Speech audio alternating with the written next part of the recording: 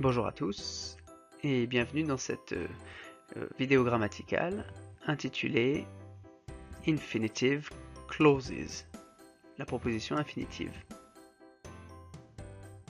Je m'appelle Pierre van der Schoen-Modulari, je suis professeur d'anglais et vous avez mon compte Twitter pour pouvoir me suivre et mon site personnel pour pouvoir me contacter. Part 1, Infinitive Clauses, la proposition infinitive. La proposition infinitive est une proposition subordonnée. Son verbe est un infinitif, son sujet est obligatoirement différent du sujet de la proposition principale. Proposition infinitive introduite par un verbe. Forme affirmative dans un premier temps. Elle se construit sur le modèle suivant. Le verbe de la proposition principale, suivi d'un nom propre ou un pronom personnel complément, un COD, un PPC, et le verbe de l'infinitif. Exemple. I want Stan to do what? Stan to revise his lessons. Ici, nous voyons bien qu'il y a deux propositions, la proposition principale en vert et la proposition subordonnée en rouge. Et on voit que le pivot central, c'est Stan. Stan est entre les deux. Je veux que Stan fasse quoi? Que Stan révise ses leçons. Si la proposition infinitive comporte un pronom personnel, alors il sera l'accusatif, c'est-à-dire en position de COD. COD mais toutefois sujet de l'infinitif.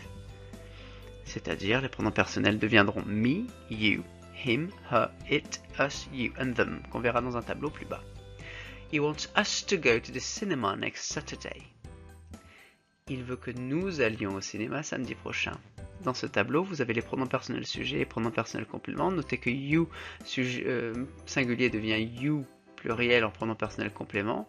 Pareil pour le pluriel, ce n'est pas le même you. Tout comme I deviendra me et she deviendra her, qui n'est pas un adjectif possessif. Pour les you, vous notez bien qu'il y a une différence entre le singulier et le pluriel, et en pronom personnel sujet et en pronom personnel complément. Ce ne sont pas les mêmes formes. S'ils devaient avoir des couleurs, ils n'auraient pas les mêmes couleurs en fonction de leur fonction dans la phrase. Proposition infinitive introduite par un verbe, cette fois-ci forme négative. La proposition infinitive peut s'employer également à la forme négative. Elle se construit sur le modèle suivant, not plus to plus base verbale. The teacher would like them not to chat in class. Le professeur aimerait qu'il ne parle pas en classe, qu'il ne bavarde pas en classe. I asked him not to use his smartphone. Je lui ai demandé de ne pas utiliser son téléphone. Mais attention, regardez cette fois-ci si je déplace la négation et qu'elle ne se met pas non pas sur l'infinitif mais sur la proposition principale, le rendu ne sera pas du tout le même. I didn't ask him to use his smartphone. Je ne lui ai pas demandé d'utiliser son téléphone. Vous voyez que les deux phrases n'ont pas du tout le même sens. Je lui ai demandé de ne pas utiliser ou alors je ne lui ai pas demandé d'utiliser son téléphone. En fonction de là où vous placez la négation, le sens de la phrase change. 3. Les verbes suivis d'une proposition infinitive. Le sujet 1 du verbe de la proposition principale exerce une action sur le sujet numéro 2 de la proposition subordonnée.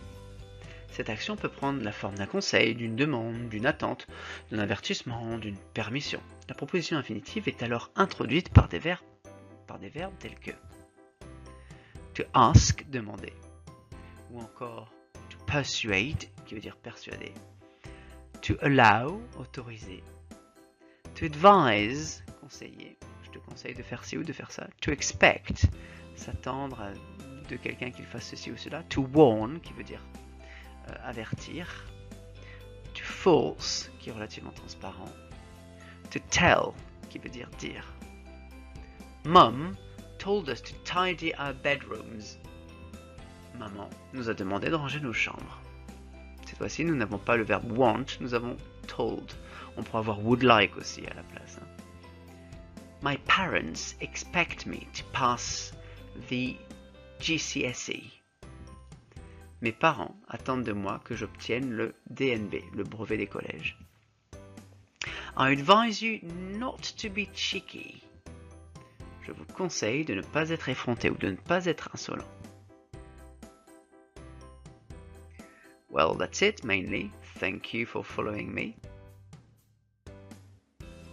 Goodbye, I hope you've enjoyed watching this video and that the infinitive clauses are a bit clearer for you. Bye!